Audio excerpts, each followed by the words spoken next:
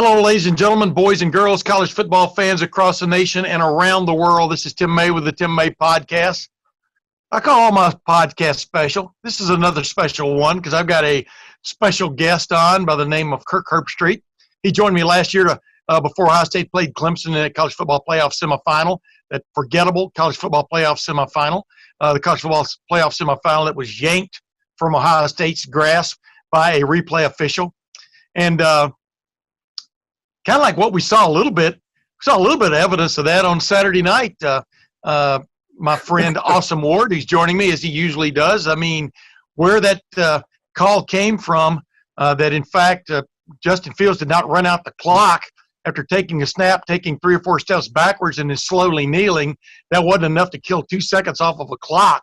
As I said, I think the clock operator was already starting that back countdown to daylight saving time going away on Saturday night. That's the impression I got. What did you leave there with, Awesome? Well, I'm not sure why that should have even mattered because the play clock next to it was still rolling, and I think it had ticked off 3 or 4 seconds at least. Also, have they never heard of a stopwatch or any other solution that we could come up with here? That was one of the more bizarre things I've seen, and especially because it didn't seem like Penn State was clamoring for it. They were going to the locker room, and then that official ran up and tapped some shoulders and like, hey, would you guys like 3 free points to try and start this comeback? And they're like, okay, sure, I guess. I hope it doesn't get blocked and go the other way, which probably would have been the only fitting result. We've got TV viewers leaving and going to another game, Of course, if it was Alabama, Mississippi State, they were sorely disappointed, but go ahead.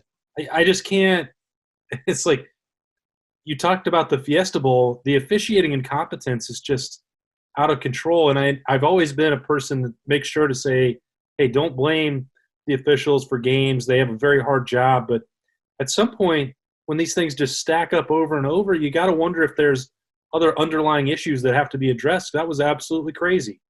But what bothered me, you could debate all you want whether there should be should there have been 1 second left on the clock? What does that even mean? You know what I mean? If anything was at point, that's the other thing. That's not like a basketball clock over there. You don't have the degrees of tenths and 100ths that are left, so you're left hanging. It's kind of like you take the ball to the 1 foot line, and then the referee comes up the measure, and you're short, and then he puts the ball down at the 1. You know what I mean? Instead of the 1 foot line, etc. But the bottom line is the call I did not like, which I thought also fueled the other field goal that Penn State got in that first half, was the roughing the passer call on Baron Browning. Yes, he did finish off hitting him just as he threw by putting him firmly on the ground. There is no doubt about that. But that was like, what are you doing? What are we looking at here? What's the definition? Go back and read that part of the rule book back to me again. That was a huge call in that game too. Agreed? Yeah, and I guess at the risk of going on any kind of another one officiating diatribe, I did not think that call made any sense. I look at this game as Ohio State won it by the smallest amount possible. Part of that was because of what I view as 6 free points for Penn State. They also missed 2 chip shot field goals, which you wrote about for us at Lettermen Row on Monday with the special teams issues. But so even if you just took those points and not the fact that, just missed Garrett Wilson, the ball goes off his hands, but just those points, what does that get you? 44-19? And that looks like a blowout that it really felt like, to me, because there was no point in that matchup where I thought Ohio State was seriously challenged or could lose the game. Yeah, agreed, 100%. Well, you know what? A fellow who was there on Saturday night, and he talks about just sort of the atmosphere and just what he really is impressed by with Ohio State now, especially on the offensive side of the ball, is Kirk Herbstreit. Obviously a former Ohio State quarterback, an alum who cut his teeth in the broadcasting world right here in Columbus, Ohio, getting a really break from my good buddy Paul Moose Spahn at Channel 10, and then parlaying that into maybe becoming, arguably the best, but definitely in the running for the best college football analyst there's ever been. He opted to join me this week, and without further ado, Awesome, I'm going to go straight to my interview with Kirk Herbstreit. As promised, ladies and gentlemen, here on the Tim May podcast, Kirk Herbstreit joins me for the second time. Kirk, you helped me preview that Ohio State Clemson game. It seems like an eternity ago, but 10 months ago. And here you are back. First time you've gotten to see Ohio State live this year. And just what was your take from pretty quiet Happy Valley? Very quiet. That was probably the craziest part of it, right? Just taking in what we normally know. Chris Fowler, who obviously I work with, made a point that we've all gotten somewhat accustomed to watching sporting events without fans. And he said, of all the sporting events you've watched all year, this will be the biggest contrast from what you're used to watching to what you're going to watch as far as the energy of the game. Agreed. Definitely played out that way. So strange, but I was fired up. Anytime I get to do a Ohio State game, I get pretty wound up. And I was excited to see them after the Nebraska game, after really breaking down the film. I just felt that Ryan Day didn't have to do a lot. Respectful to Nebraska, who looks to be much better, but they were doing whatever they needed to do, especially in the passing game, and put up 52. And so I thought we all thought, okay, well, let's see against Penn State's defense, even though they don't have Micah Parsons, but they're just the scheme that Brent Pry plays and the athletes they have. This will be a little more of a challenge. And as you know, first play jet sweep, Garrett Wilson sets the tone early, the offensive line coming off the ball. I mean, give Ryan Day credit for getting his team. Remember, empty stadium. Yeah. If you haven't been to a stadium yet in college football, it's not just during the game. It's you run onto the field and you're used to being booed at and cussed at. No noise. Yeah. You run a 60-yard gain and you're used to the crowd and energy. Nothing. It's like at practice. And so for them to elevate their energy is all about Ryan Day and Kevin Wilson and the offensive staff and really the whole staff, because they came hard charging out of the gate with a purpose. And 3 plays, they're in the end zone. I mean, I'm just getting my headphones set and it's 7-0. So that's my memory of that game, is the way they came out. And of course, Justin Fields, and they're just so fortunate to have so many playmakers. Yeah. And the thing I wanted to see is, could the offensive line and Master Teague and Trey Sermon be more assertive and more physical at the point of attack than they were against Nebraska? Because quite honestly, they weren't. Yeah. And I thought Master Teague got behind his pads and was running. And if you can do that with Fields and Garrett Wilson and Olave and the tight ends and these younger receivers, it's just a lot to deal with, not to mention the creativity and the scrambling of Fields. So it's as good of an offense as I think there is in the country. And the crazy thing is, they're still kind of learning how good they can be. But from where they were week 1 to where they went week 2, pretty fired up about what they have.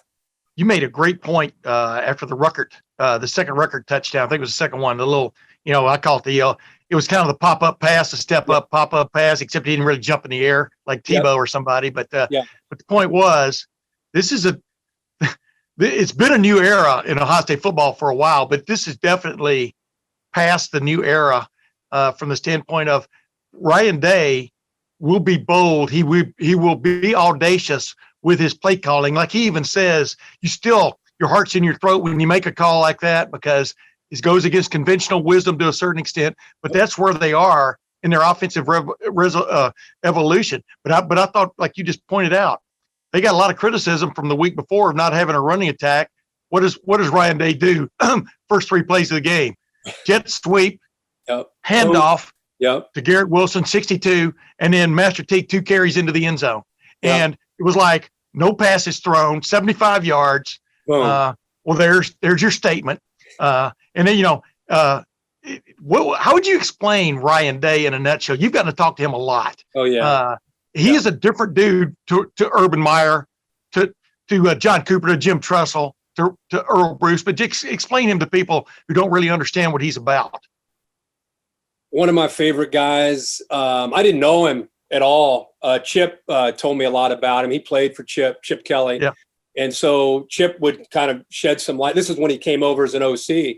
I was curious to get to know him a little bit better, so spent a lot of time asking Chip about him. He just could not say enough positive things about him. And then that situation when Urban had to go out for first few games, whatever season that was, 18. or 18.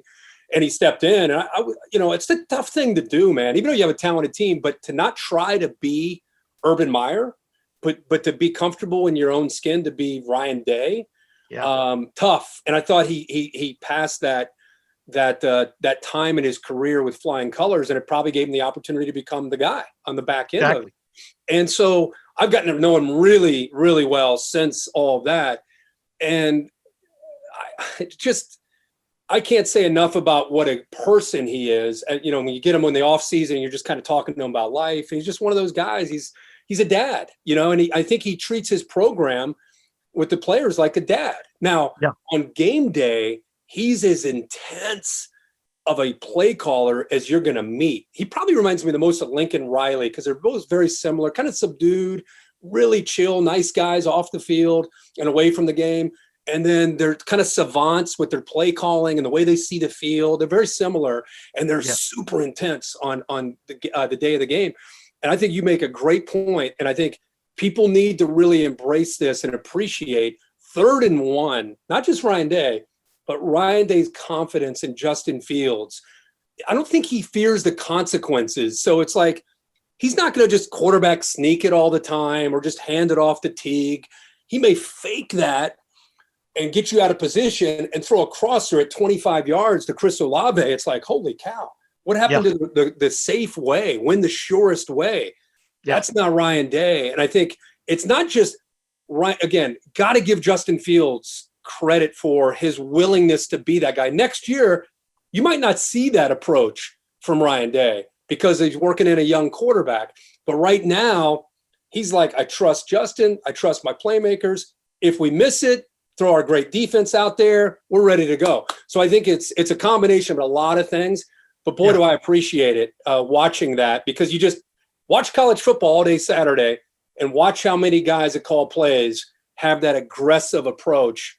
And I think it puts him in a different category. But he's a guy that if you're a Buckeye fan, you should be incredibly proud of who you have as your head coach, not just because of the way he does it on Saturday, but when you walk, it's like you walk into the Woody Hayes facility and there's just – it's a different feel. Vibe.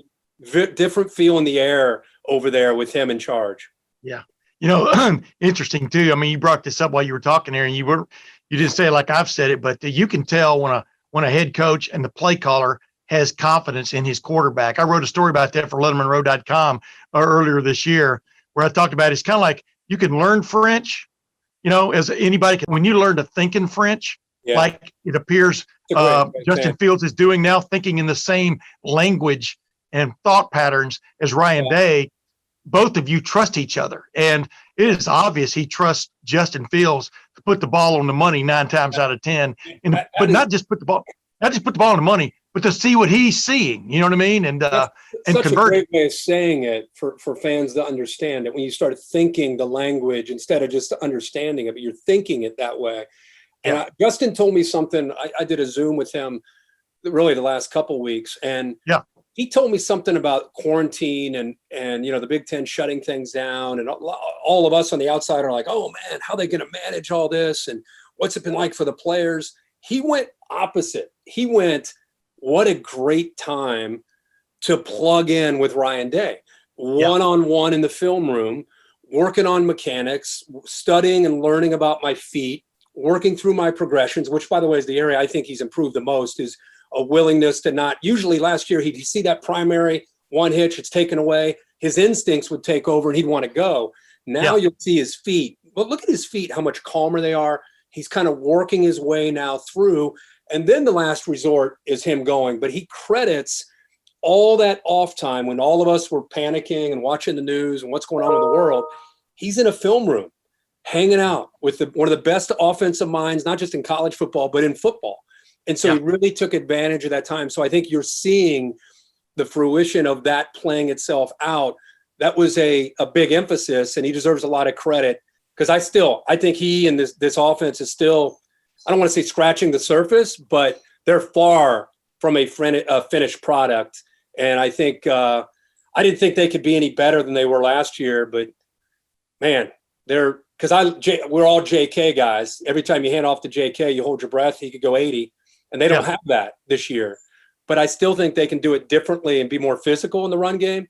But man, when number one drops back to throw, something good's about to happen, you know, and I think all that work he put in with Ryan is paid off.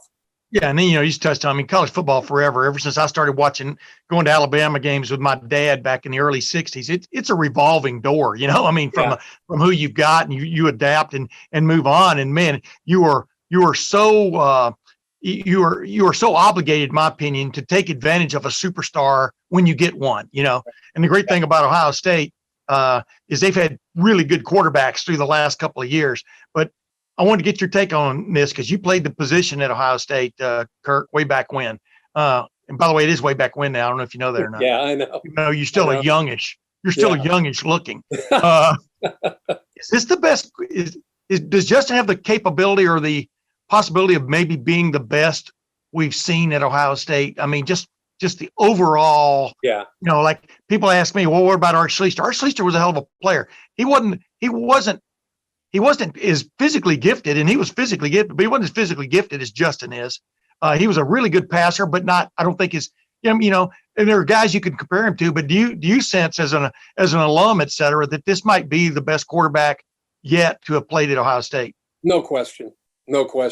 And I think if Art grew up in this era, if he were born in the year 2000 and grew up and, you know, with a spread formations, and he had the ability to run and throw. And if you have the ability to run and throw in this offense, and you can process and read and make decisions, Art would have been fun to watch. He was in an I formation. You know, it's 3rd and 9, play action with Earl Bruce and throwing. So you and I are both, you know, big Art guys, you know, what he did. But Justin Fields Dwayne Haskins broke so many records, and Justin Fields is doing it in such a different way. And I just happen to believe when I talk and I watch the game and I talk to all these defensive guys, you put a guy back there that has that ability to work through and be as accurate as he is, and he has those weapons. Now you got to respect that. And now he's got the feet to make you pay for it on 3rd and 7. Watch the NFL. How many times has Russell Wilson or Kyler Murray or Pat Mahomes, any of these guys, 3rd down, you got everything covered. Oh, whoops, 7-yard, 8-yard scramble, 1st down, keep the sticks going. That's a difference maker. And Justin Fields, to me, he will be the best Ohio State quarterback that's ever played in Columbus by the time he's done this year. Yeah. Hey, real quick, before we move on, just what was your take? It looked like the defense got its feet under itself, with the exception of the Sean Wade, Jahan Dotson matchup, which you got to give it up to Jahan Dotson, man. Made some great plays. Yeah. You know, you always, you know, if you're an audacious offense, you're going to like those one-on-one matchups, no matter who's the other guy, right? So, and give it a shot. But I think Sean learned a few things from that. But just defensively, what impressed you about Ohio State compared to the week before? Because it seemed much more relaxed. I mean, you know, we saw Tommy Togiai have his best game yet. Yes, he looked good on the inside. I thought Haskell was dominant, you know, on the inside. You know, by the way, Troy Smith, I would also throw in there in that discussion. Oh, yeah. Troy in this offense would be scary too. But what I saw right away in comparison to the Nebraska game, first game, you always got to remember first game for any team is different. You got a new defensive coordinator. Carey's back, you know, Jeff's over at BC and doing things a little bit different. Starters. Right, right. Starters. All those guys, 7 guys that are in the NFL playing, not just in the NFL, they're playing. And now you got all the – I thought Tough Borland, I thought Browning, I thought Warner. I just thought there was a physicality to them. If you go back and look at the Nebraska game and you watch how they played against Penn State at the line of scrimmage with the defensive line, I thought the defensive ends were much more physical, much more involved in putting pressure. I mean, Clifford, every time he would drop back to throw, we would talk about on replay, sometimes they wouldn't be getting to him. But there was so much intensity, a blitz or he was just like this the whole time, you know, just not comfortable, especially in the first half when Ohio State built the lead. And so what I liked was the front 7 played with intention. They played with purpose. They played with a nastiness to them, which I love. I'm still gauging the secondary. If there's an area that I want to see. I don't know if there's anybody left that they play in the regular season that could challenge that, but not Sean Wade giving up plays. He's an elite player, and you're gonna lose some one-on-one battles, like you said. Right. But I don't know about Banks yet. I mean, he's a beautiful athlete. He hadn't played a lot of football. He started, by the way, against Michigan because of Arnett being dinged up, but he's been in some big games. But can you hang him on an island and play Clemson and Alabama and those kind of teams and be okay? The safeties, you lost a lot of experience there. So I'm not saying that they're not capable, but I'm just saying if there's one area I'm still curious about or watching that area grow, I think it's on the back end. I think this front seven, even without Chase Young or Nick Bosa or a guy like that, they still, with Larry Johnson's technique and the talent they have, they're going to be fine up front, which is, I think, after the Nebraska game, made me feel a lot better with how they played. I was going to say, first 2 weeks they played against two really pretty good offensive lines, in my opinion. Nebraska's got a really good. Here's the other thing. This is what impressed me about Saturday night with Kerry Combs. I thought that game was called defensively a lot like an NFL game. I'm talking about they didn't get super complex, but he mixed up his pressures extremely well. They found out pretty early on, for example, that Pete Werner was pretty effective blitzing the A gap. You know what I mean? And I mean, I thought, and like you're just saying, I thought they kept Clifford off balance enough, especially when the game was really in doubt. With just some switching roos, having two safeties on the field, which they didn't do a lot the week before, and using Proctor the way they did. And let's face it, Freiermuth was going to be Penn State's default guy, and they did a great job of mixing their coverages on him and keeping him pretty much out of the game, right? Yeah, I think as we grow and we watch, they move forward down the road, I think the guys in the front that have a chance to kind of go where we're talking about them and kind of counting on them because you think you have an idea of how good they can be. I think Jonathan Cooper's a physical guy, but I really think Zach Harrison, as he gets more experience, I know he's a highly touted guy, but I'm just talking about watching him. He has a chance to flash, a chance to be that guy that gets around the corner and make the play. I also think that on the inside, Haskell Garrett, which is a great story, I'm sure you've done a lot on. Oh, yeah.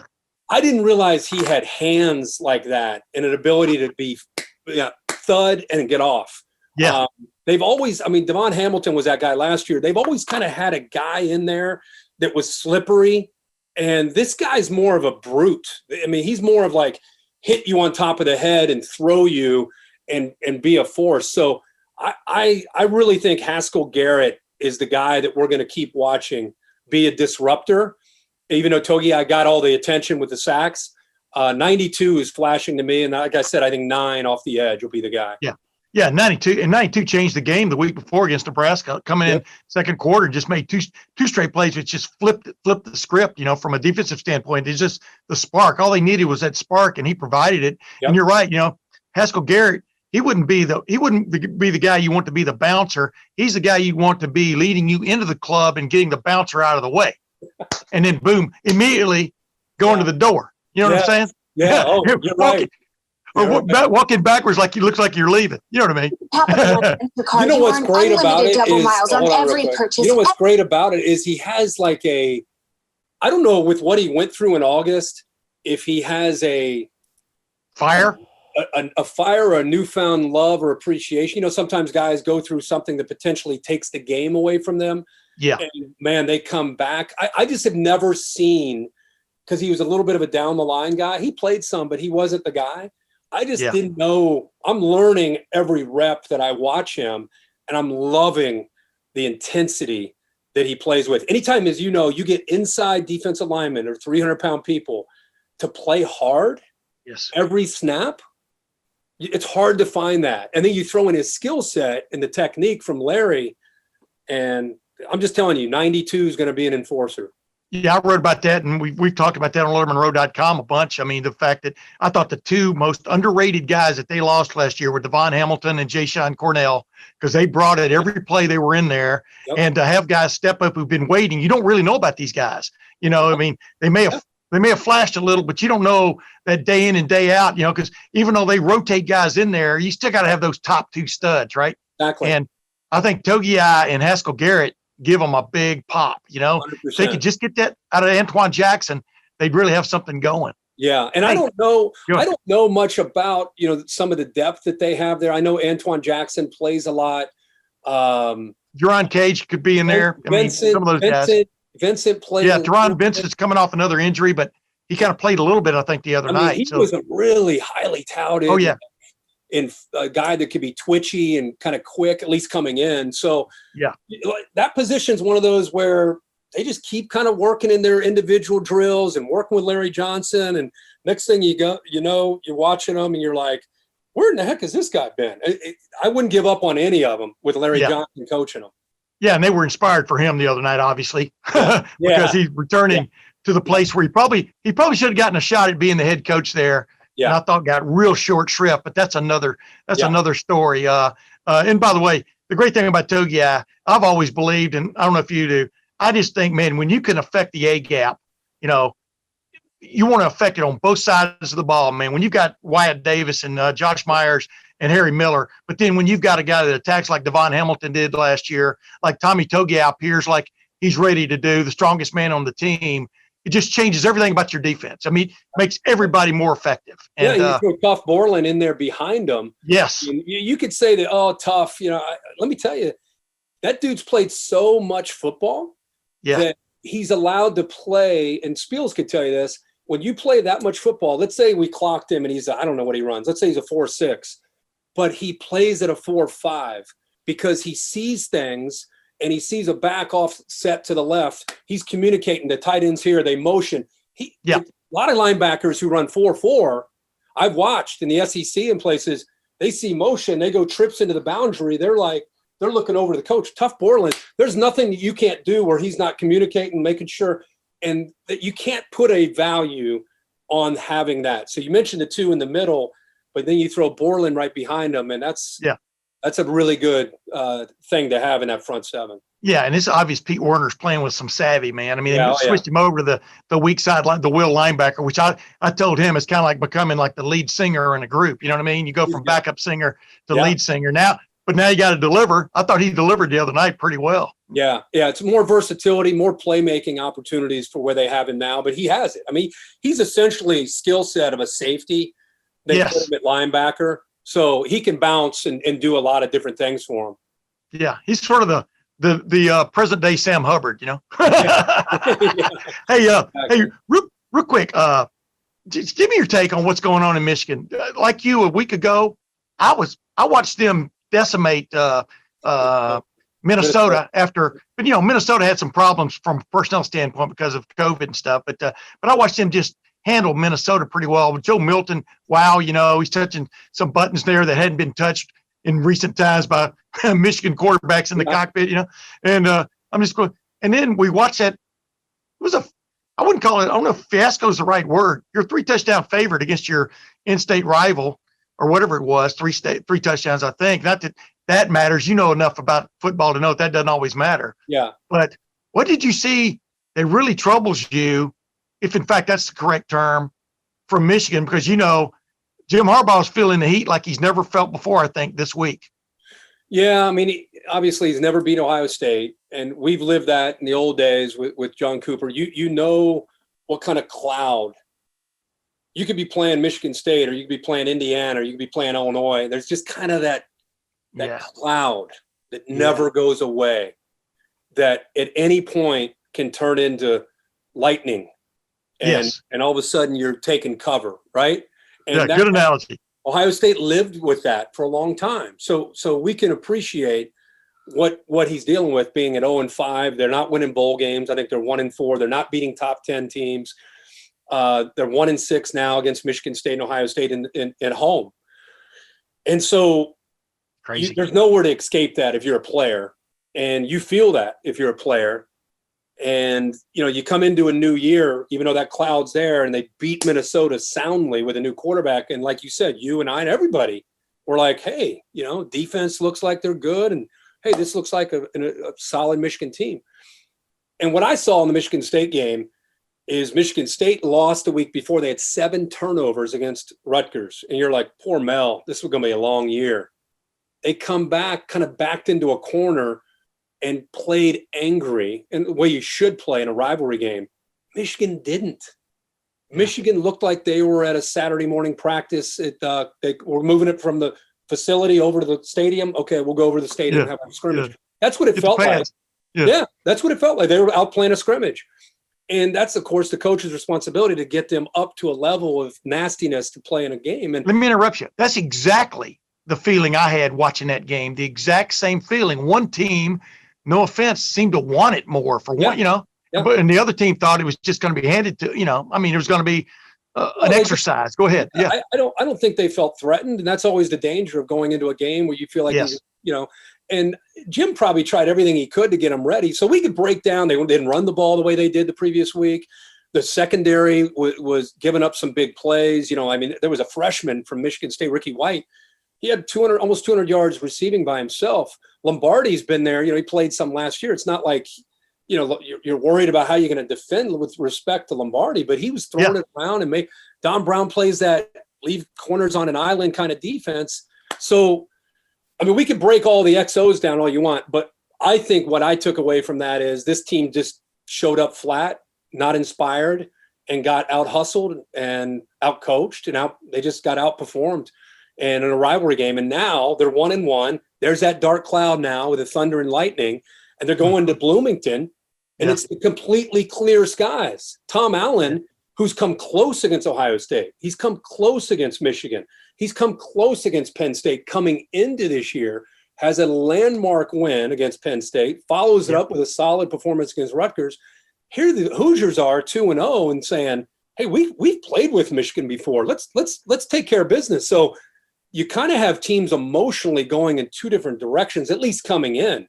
So that the last thing that Michigan can afford to do, and especially Jim Harbaugh, is to lose Saturday to Indiana and be 1-2, coming on the heels of losing to Ohio State last year, losing to Alabama in big fashion, and then starting 1-2. That would be – so I don't know what the answer is, but that's what I saw this past Saturday. Agreed. By the way, Indiana might end up being the second best team in the Big Ten East. I'm not kidding you. How about the job he's doing? He's doing the job.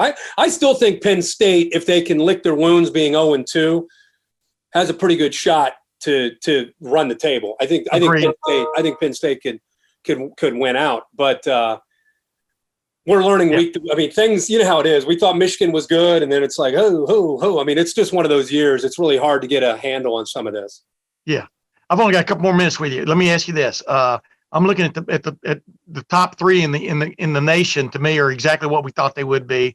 They're the deepest rosters: Clemson, Alabama, and Ohio State. Whatever order you want to put them in. I think Alabama. Like I said, I've been watching Alabama my whole life.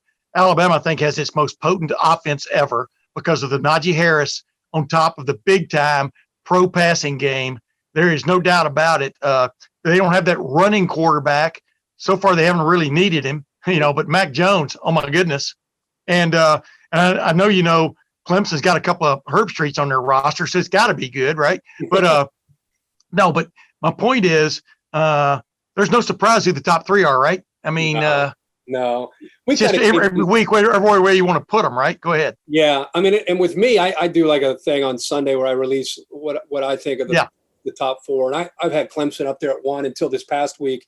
They kind of messed around with Syracuse 2 weeks ago, messed around in a big fashion against BC without Trevor and came back to win. I put them down at 3. I moved Alabama 1, Ohio State at 2. And after that, whoever you want to put there, Notre Dame, Georgia. I like BYU. Yeah, a lot of people do, man. My buddy Jeff Snook thinks they're underrated. Yeah. I've been driving that BYU bus. I happened to call their opening game against Navy, and I was like, they don't play anybody, but they're winning by an average margin of 45-14. They're doing what's asked of them. They play Boise Friday night, by the way. If everything happens that I think will happen, Ohio State wins out, Clemson wins out, and Alabama wins out, all these other teams are going to be losing.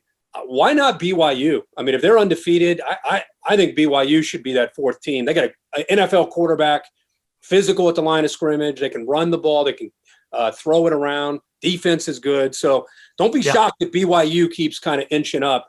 And Cincinnati with Luke Fickell doing an incredible job. But, I think those three are the three. And one thing about Alabama, they took a big hit when Jalen Waddle went down for the year with that injury. Sure. He is as explosive as any receiver in the country. So they still have Devontae Smith, and they still have Najee Harris, and Mac Jones is playing great, and Sark, their offensive coordinator, is one of the best in the country. So they're finding ways to still be dynamic, and I think they're still going to have a shot to get into the playoff. But you take off a Teddy Ginn off of Ohio State, or a big time. With Ohio State right now, Olave's great and Garrett Wilson, but they have like 8 guys that can hurt you. Alabama had Jalen Waddle at a different level, and so that's gone. So keep an eye on that as they progress offensively. But yeah, I think it's the big 3 and everyone else right now. Yeah. Hey, last thing. As you look at this, I keep telling people, because I'm on a bunch of radio shows here all the time, and I do a pregame show with 97.1 The Fan, which is the most fun thing I've ever done in my life, just talking football for 2 hours. You know what I mean? What's better than that? Yeah. And but I keep reminding people, this, no matter what's gone on with Ohio State football over the years, and I've been covering this since '84, and I get even kind of like chill bumps saying this out loud, but this is the golden era. I mean, people will look back on this era 20 years from now and be going, oh my goodness, Urban Meyer, obviously Tressel had the great run, which started the Michigan downfall.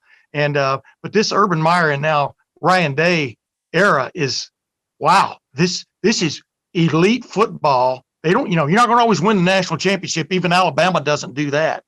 But I think this is elite from the standpoint of being among the nation's top 3 as Ohio State maybe has ever been, but definitely on an extended period. What is your take on that? I've been an Ohio State fan since I can remember. I've watched probably every game since 1978 or so. Yeah. There was a time when Ohio State fans accepted an 8-3 year with a win over Michigan, and then they would go to whatever bowl game. And if they won that bowl game, everyone was happy. It was 9-3, finished 12th in the country, and away you go. And I think it was kind of that way until the Big Ten and the Pac-10, then now Pac-12, were thrown into the same hat, into the BCS.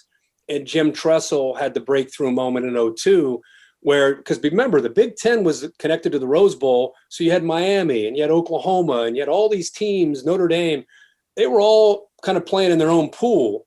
Yeah. We were just like, hey, let's get to the Rose Bowl. And that was really all that mattered. We didn't care who won the mythical national championship, as long as we're in the Rose Bowl.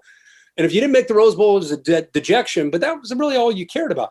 Then everybody got into the same pool in 98. And then it changed. The dynamic changed. You could play a team like Florida, or you could play Texas or whoever. And then Jim Tressel wins the national championship in 2002. That's what changed the expectation and the fan base. And so now you're right. What Jim Tressel did should never be taken away from him. I mean, those were amazing teams, so much fun to watch. Urban Meyer inherits the team, and obviously through recruiting, took it to even a higher level. And now we have Ryan Day for a couple of years, and everybody wondered, okay, he's inheriting Urban Meyer's players. Let's see what he can do on his own. I don't follow recruiting really closely, but I do look at Ohio State's current roster. I think the bar might even be raised even a little bit higher as far as the players that he's bringing in. And so you're right. I mean, this is a time. I know I'm trying to stay in a positive lane through all this. I know there was a lot going on, politics and a lot going on around the world, and scary times for a lot of people, a lot of us. And I get it. I'm trying as hard as I can to try to stay in a positive lane. Like I had people, man, the whiteout, I can't believe it. I was like, we're watching college football, man. Exactly. We're watching college football. I know we don't have the crowd, and but at least we're watching games. And so, take a step back to appreciate. You're watching Justin Fields. You're watching Ryan Day. You're watching the Buckeyes that, unless they get a major upset, they got a real shot to win a Big Ten championship again. Don't take those championships for granted. And then get into the playoff. And who knows, maybe avenge last year's controversial loss to Clemson and see what happens. But yeah, man, it is the golden era. It is very, very special. And it's fun for guys like you and I that live it every week, all year. It's fun to watch them grow and keep this thing going. Ladies and gentlemen, Kirk Herbstreit, one of my favorite people of all time, and I know I've said that a million times on the show, but Kirk, thanks for joining the Tim A podcast again, my man. Hey, anytime. Love always talking college football with you because I know how much you love the sport. So anytime you need me, just let me know. You got it, man. I'll take him up on that, ladies and gentlemen. We'll be back in a moment with a few wrap-ups. Yes, awesome, Ward. That was Kirk Herbstreit joining me again on the Tim May podcast, and I always enjoy having him on because, contrary to popular belief, that man tells it like it is, tells it right down the middle. As I say, he walks the middle of the street. But the problem in this age is when you're walking the middle of the street and giving objective opinions, and it doesn't agree with someone who's listening, then you're biased. And I think Kirk has walked that fine line about as well as anybody through the years. I don't know if you agree or not. Yeah, I do. And that's if both sides wind up hating you, that tells you that you've probably done that job pretty well. Yeah. He calls the biggest games in the sport. Like you said, he's risen to the top of that profession. He's one of the most famous, color analysts the college football has ever had at this point. So you call the big games, and that means you're also going to be calling the two biggest, most passionate fan bases, or 10 or 12 over the course of a year. So they're all going to pick up on things. You also get unhappy when plays don't go your way, and he can rightly point that out. I don't think he gets a lot wrong. He is as prepared and professional as they come, and I don't get to listen to a lot of his analyzing color analysts because of the number of games that we're in a press box for and traveling and that whatnot. But I've always enjoyed my time around him. Yeah, he's always been a gentleman too since I met him when he was 17 years old, and he's never really changed. At least our relationship hasn't. Quality young man from a quality family. His dad was a captain at Ohio State, and and of course Kirk was a quarterback. But I digress. The run I'm getting to here, near the end of that conversation, as I told him, I said, I hope people are understanding, and I'm paraphrasing my own self here now. This is the golden age of Ohio State football. 20 years from now, people are going to look back on this era because it's hard to believe this can just continue. Perhaps it can, but Ohio State's one of those few programs, maybe the only program that the Luke Fickell year in 2011 when he had to suddenly take the place of Jim Trussell. I just count that as an asterisk because he was thrown into a tough situation there. But from Jim Trussell, I'm talking about 2001. Basically 2002 to now, it's kind of like watching a wildfire jump fire breaks. It's only gotten hotter and more intense as it's gone along. And Urban Meyer to Ryan Day, not only has it been seamless, I think it's gotten more intense. He agreed with me on that. Do you agree? Yeah, and it's sort of like those years where Ohio State loses a Joey Bosa, and then Tyquan Lewis and Nick Bosa and Sam Hubbard and Jalen Holmes, and then you lose, Nick Bosa. And the next, at some point, you think that the bar can't be raised any higher. And when you're talking about Urban Meyer and 3 national championships, you're like, well, Ryan Day might be really good, but surely there's got to be some drop-off at some point. And there hasn't. It's gone the other way because I think that, new ideas are good for college football programs. Jim Trussell, stayed a little bit past 6 or 7 or 8 years is about the sweet spot in my mind, even for the greatest of coaches in this day and age, because you have to adapt. It does help, Ryan Day skews a little bit younger, and you see some of the things that Ohio State does now on the recruiting trail. Urban Meyer did start that, but just the ability to continue to relate to younger kids and refresh and recharge and bring in new ideas, because we saw that at the end. Urban Meyer still won the Big Ten, but the defensive problems had caught up, and that needed a wipeout, a refresh, hit the reset button, and Ryan Day helped bring that.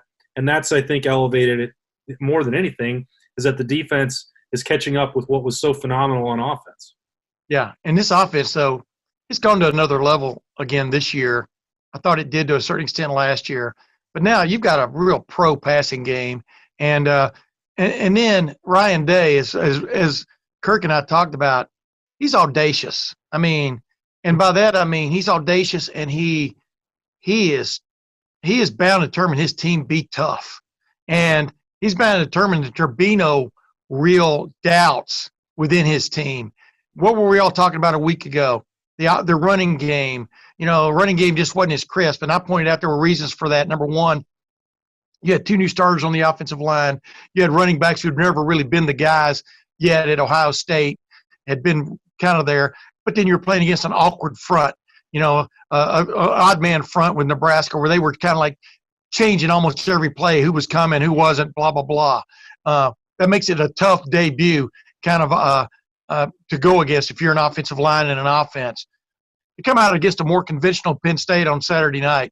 The first 3 plays of the game are runs, a jet sweep to Garrett Wilson, and 2 runs by Master Teague III, and they're in the end zone. I think it was 2 or 3 runs by Master Teague III, and they're in the end zone. Justin Fields hadn't thrown a pass yet to this great fleet of wide receivers, and they're up 7-0 in Happy Valley. That's what I like about Ryan Day, is I think he's incredibly intelligent when it comes to he and Kevin Wilson and Corey Dennis in the group of designing an offense, but then he's also audacious, meaning he might call anything at any time.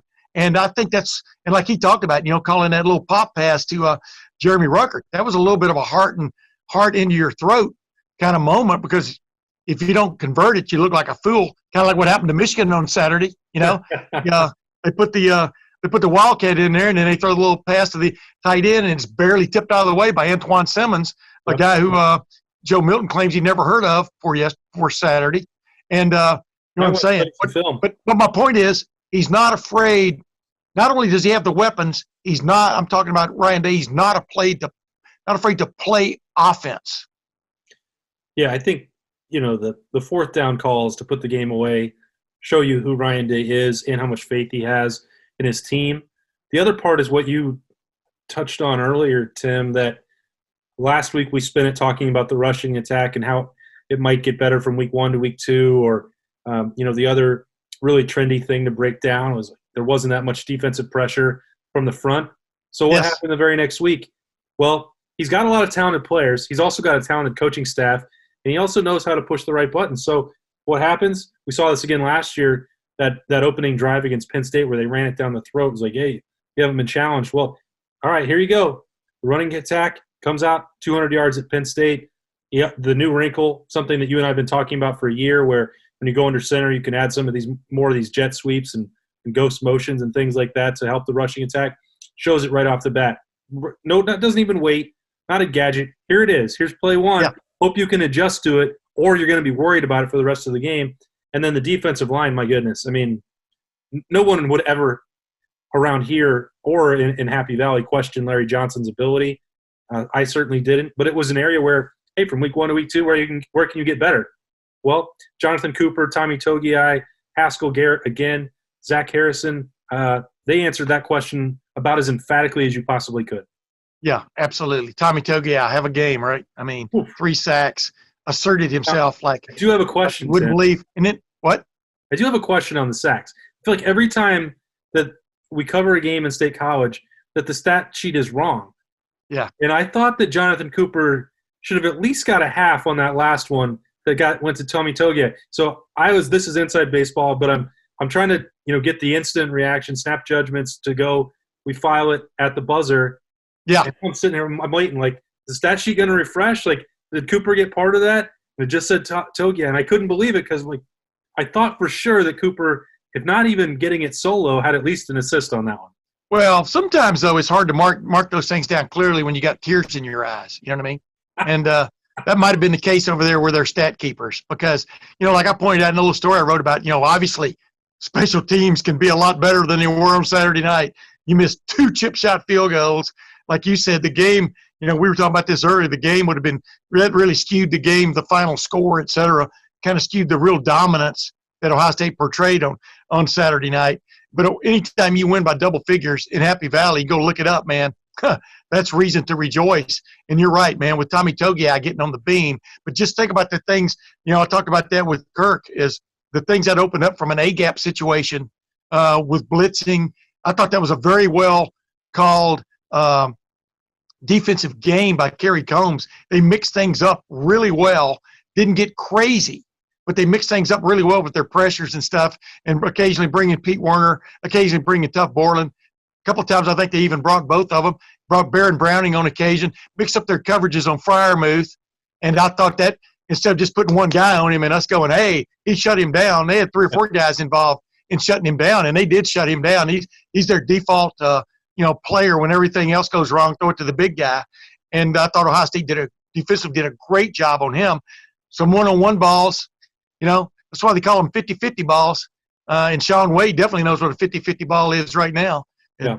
And, he's had better moments, let's put it that way, than he had the other night. And especially on that last deep slant, he just kind of looked like he got kind of lost in space in his man coverage there. And, that's why the score ended up being as close as it was. And by that, I mean, it was still a double-digit difference. All in all, pretty impressive victory on the road in Happy Valley, which was a mere facsimile, not even a facsimile of what Happy Valley usually looks like when Ohio State goes over there. You know what was also interesting about that trip, Tim, and I think it's not the most fun in the Big Ten for all the other reasons that tied to it, but the atmosphere is so cool. That's one of the real joys of doing this. But I wondered what it would be like because the acoustics in that building are so unique. Sometimes I think it aids the performance of the whiteout crowd. And so I was like, I was asking Burns, like, what's a good way? Because we're in the press box. We couldn't even really get out of it. Yeah. But the windows were shaking from the speakers and, the tin box there. So someone in the Ohio State traveling party that I talked to yesterday did have a way to measure it out in the crowd. And they said it checked in at 105 decibels on Saturday night, which, as you and I both know, is above the agreed-upon rules that the Big Ten set forth. Only about 15. Yeah, and I don't, just missed it. Yeah. I just thought that was, interesting. I don't know if there's been any formal complaint. Yeah. It didn't matter in the outcome, but I just thought that was interesting because the shoe the week before felt like we didn't even really hear that in the press box. And then 1 week later, we're at this place that didn't get their fans in, and suddenly the windows were rattling. Yeah, well, but that also could be just the fact that press box seems like it's 145 years old. I mean, built out of boilerplate left over from World War II battleships or something. I'm telling you, not my favorite, never been one of my favorite places to go for all kinds of reasons. But it is what it is at this point. But you're right. I mean, but with an officiating crew that, in my opinion, doesn't know what roughing the passer is and also can't count the two, Oklahoma, 2 Oklahoma, then, what do you expect? I mean, it would have probably fallen on deaf ears if you had complained, but it is what it is at this point. Yeah, that was a shame the way the first half ended. And move on from there, right? Lessons learned. Real quick before we touch on something else, what is the threat that Rutgers brings to Ohio Stadium on Saturday night? What is your feel? What is the threat from Rutgers? Yeah, what is the threat from Rutgers? A team that beat Michigan State, which beat Michigan, and stayed in the game at least with Indiana. Maybe Ohio State and Indiana may have established themselves as the 2 best teams in the East at this point. This is a legitimate question. What is the threat? What is the threat level with Rutgers coming to town under Greg Schiano?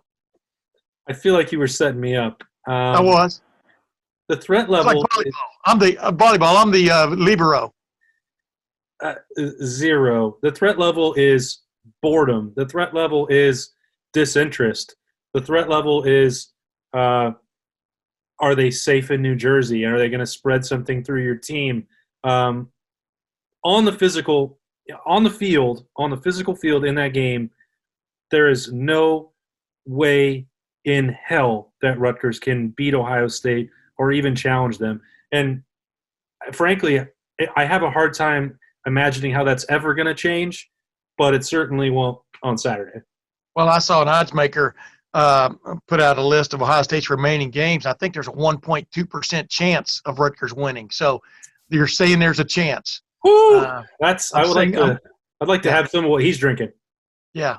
Hey, real quick, before we get done here, because we've been around for a while. I've been around this program longer than you have, but and I've been around the rivalry, the game, longer than you have. Can remember watching it back in 1961 on our black and white TV in Demopolis, Alabama. But I digress. is Michigan at a crossroads with Jim Harbaugh? Because a week ago, and I talked with Kirk about this, I want to get your take. A week ago, we're singing their praises. Hey, they've come out of their shell, Joe Milton, blah, blah, blah. Now we're sitting here going, they lost to a team that lost to Rutgers. They lost to a team that had 7 turnovers and lost to Rutgers. We're talking about Michigan State and Mel Tucker, who, as I said in preseason, I think Mel Tucker's going to do a really good job at Michigan State because he's going to bring worldwide recruiting back to the fore there for them. But I digress. That's for another program. Yeah. Wow. If Michigan goes to Indiana and gets beat, what do you think, man? Well, that performance by Michigan on Saturday was more in line with what I expected from them this year. And I think that week 1 was a little bit of fool's gold and misleading. Minnesota not being as good as we thought. I mean, what I saw from Minnesota against Maryland, which we'll talk about Mike Loxley next week, but you know, that defense for Minnesota was absolutely awful. And I think that we were trying to wonder, like, is that Michigan's difference with Joe Milton? Right. Is this offense, more innovative? Is speed and space, is that finally arrived? Well, I really thought before the season started, I chalked up that as a Minnesota win over Michigan and that Michigan would be able to win the next week against Michigan State. But I still had that for a team that I thought would go 4-4. This is not a good Michigan team. I didn't expect. And yeah, last week you take the week 1 overreaction. You're like, well, all right, maybe it's more interesting again in the rivalry. But Saturday confirmed what my suspicions about this team. And when you ask if they're at a crossroads, I think they've been at the crossroads, and they just don't know how, where to go. They're just standing there because they want so desperately to have been right about Jim Harbaugh, that he was the savior and that the alma mater was going to be healed and he could do this and that. He can't. It's been proven that this is as far as it goes with him. And he's been talking for the last 2 years and interested in going back to the NFL. And if Michigan doesn't have, I don't even know the word, the incentive, desire to move on from him, then the best thing for the program then, Jim Harbaugh really wants to help them, is that he needs to leave. Because they're not going to get any better under him. Yeah. Well, recruiting always tells the tale. That's what Kirk and I were talking about. Recruiting always tells the tale. And, I think it's been I think Jeremy Birmingham and Spencer Holbrook talk about recruiting all the time. But, on our website, lettermenrow.com. But the bottom line is they've been, Penn State's been pretty much the number 2 recruiting team in the Big Ten off and on for the last many years behind Ohio State. Michigan's had its little bit of a run, but they just haven't stacked up the players I don't think like Penn State has, but definitely, no doubt about it, like Ohio State has from a quality standpoint. And now it's pretty much, I think they're going to be in a couple other dog fights before they even get to Ohio State, before this thing is done. And it's going to be interesting to see how this season turns out for them. But without a doubt, their game with Indiana, boy, just think if Indiana pulls that one off. Indiana might be the toughest game in Ohio State's schedule this year. Everybody was poo-pooing it, talking about the 2 speed bumps at the beginning and the end, Penn State and Michigan. But Indiana, when you get a little confidence going, you got a pretty good scheme going, and you get some breaks going your way, which they've had all of that the first 2 weeks, things can happen. I've seen it happen with my own eyes to Ohio State way back in 2002. And not that I'm projecting that from Indiana, but confidence goes a long way. Confidence in your coaching staff, confidence in the way you're playing. And I couldn't see 2 teams on more divergent paths right now than Indiana and Michigan. But if Michigan gets it all together and gets by Indiana, you can always straighten up, right? Well, Indiana's ranked this week now, right? Yeah, I think so. Jim Harbaugh not too good against those teams in the polls for whatever they're worth, and that's a different show from a couple weeks ago. Yeah, that's exactly right. But, the record is what it is. And at some point, Michigan is going to have to decide what it is willing to accept. And if it no longer wants to compete at Ohio State's level, then it can keep Jim Harbaugh forever because he's really good at beating the teams on the schedule that he should, and he's not good at beating the teams that he shouldn't. I just remember Michigan's president being one way about playing this fall and Jim Harbaugh being the other. And this is probably the worst time to be on opposite sides of an argument. You know what I'm talking about, for a head coach and a president of a university. But we'll see. Hey, real quick. Especially if you're not making it worth their while on the field. Correct. That's my point. Yeah. Real quick answers. Okay.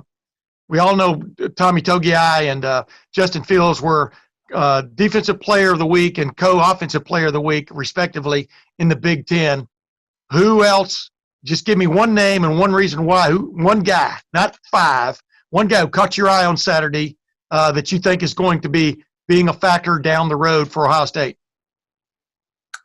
Josh Proctor. You can see he's starting to turn the corner.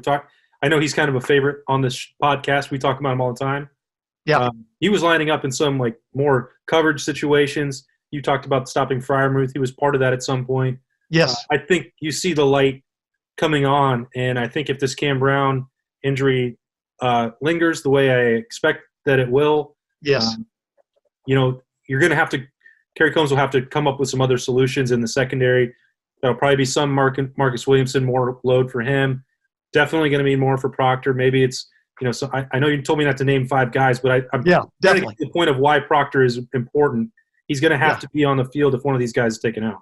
I just want you to make your point and let it stand on its own instead of instead of bringing three or four other flags to march in around. That's my point. Well, this is a supporting cast for that argument. Yeah, mine Haskell Garrett. I thought Haskell Garrett was as impressive, if not more, than he was in the first game, and only because you're looking. I mean, Tommy Togiai, he's going to bring it every play. Yeah. But you're looking for that energy guy, the other energy guy, and there is no doubt when Haskell Garrett's on the field, he's shot out of a cannon 4 or 5 times on just regular plays. Just forget you, I'm getting by you, and I'm going to cause havoc, and create chaos. And he definitely did that, Haskell Garrett. Offensively, who is the guy that you saw Saturday night that you think is even going to get better? Jeremy Ruckert.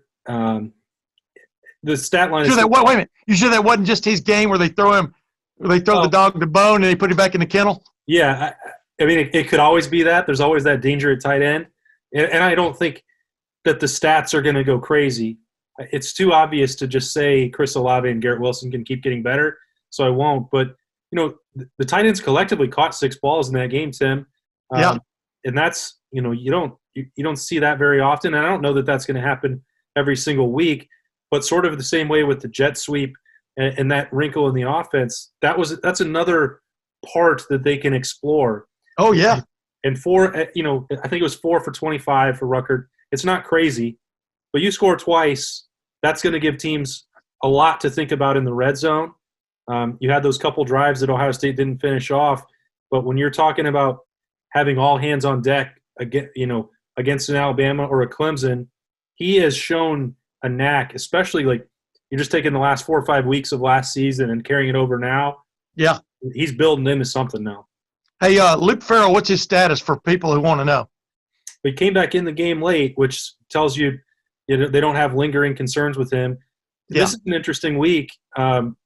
You talked about Blake Hobbiel and wrote about that. Luke Farrell did come back in the game, so I think that tells you he should be good to go, that you wouldn't take that risk otherwise. Justin Hilliard, false positive, assuming that he's on track health-wise, which he wasn't on the availability report on Friday. He should be able to play on Saturday. Cam Brown, Ohio State has not disclosed anything on that situation, but that I understand is trending towards a potential season-ending injury for him. Yeah, that's what I'm hearing. But the bottom line is with Hallbill, do you think that is because basically indicated was some type of groin injury or groin strain? Do you think that's something that will linger with him? I mean, what obviously groin strains have to be treated. They have to be treated with kid gloves because you can really come back too fast, and then you're done for the year. What's your take? I think that, and it's crazy to even put it in these terms, but if you're going to need him at all, you need him against Indiana. And I cannot believe I'm saying that, but if you have any issue whatsoever with that groin for a kicker, You take it Yes. very, very gingerly this week against Rutgers. You think about what you need against Maryland, which probably still won't be place kicking. You truly probably won't need it against Indiana, but I think Ohio State has to approach this whole stretch of the schedule as that's the big one now, and go from there. Yeah, and I never gave my offensive player that I thought stood out. I thought Harry Miller had a much better game, much more effective game at left guard than he did the week before. I didn't think – a lot of times the first week you're just trying to carry out your assignment no matter what it is, but you got to be so aware out there anymore with teams that are as aggressive as they are, mixing things up. And I thought he was much better. We'll see if he's even on the champions list. But I like the way he played the times when I zeroed in on him. Hey, last thing, Ohio State back to number 3 in the polls. Kirk had them rated number 2 this week behind Alabama. Because let's face it, yes, Clemson didn't have Trevor Lawrence, won't have him again this week. But what really stunned you was how Boston College moved the ball against Clemson's defense in that game. I think Ohio State more and more is looking like one of those top 2 teams, maybe even the number 1 team when you really boil it down. First 2 games of the year, as effective as it has been on both sides of the ball. What's your take on that? Yeah, and I think, Nebraska was unclear. Like, they made such great adjustments in the last 38 minutes you go without giving up that touchdown. Like, okay, there's signs of life on that defense. I thought they actually played much better against Penn State overall. They wound up giving up more points, even if you take out the 6 or whatever with our clever math. But when you get that kind of pressure, I think that there were people who – in fact, I know there were. Urban Meyer talked about this a few weeks ago at the Pint House on weekend kickoff. Like, if there's not a Chase Young, do they get the same level of pressure from Jonathan Cooper, Tyreek Smith, Zach Harrison? Now you're seeing that. There was the uncertainty. Same thing with the secondary. Yeah, Shaun Wade gave up a couple plays. 2 of them were sensational catches. One of them was looked like a potential offensive pass interference to me. Is Shaun Wade going to bounce back? I'm pretty confident that he will. Marcus Hooker gets his hands on the football. He's playing better at safety. Front to back, that's the difference. If you're going to be the number 1 team, we know that Ohio State and Clemson and Alabama are all going to score. The most complete defense for me right now is Ohio State. I still can't get out of my mind, especially now for Clemson, what they did against Boston College, but Alabama's game against Ole Miss. Like, that's the defense you're going to take into a game against Justin Fields? Good luck to you. Dude, Alabama just shut down the air raid. They just shut down the air raid. The Mississippi State air raid. Shut down Mike Leach? Give me a break. I was going to say, man, you better bring something more to the table when you get in the SEC than thinking you're just going to scheme guys open, man. You got to have the guys to get schemed open. And I think the reality bites hard in every league, but especially in the SEC when you're thinking you're just going to out scheme everybody offensively. But I'm agreeing with you everything you just said there. Awesome. I appreciate you coming on the Tim May podcast again. Actually, I should just say I appreciate Austin Ward always being on the Tim May podcast, with a few exceptions during the summer when I was letting him take care of his throat. But ladies and gentlemen, until next week, when we will be breaking down what happened against Rutgers and what's coming around the corner for Ohio State. This is Tim May for Awesome Ward. We'll see you then.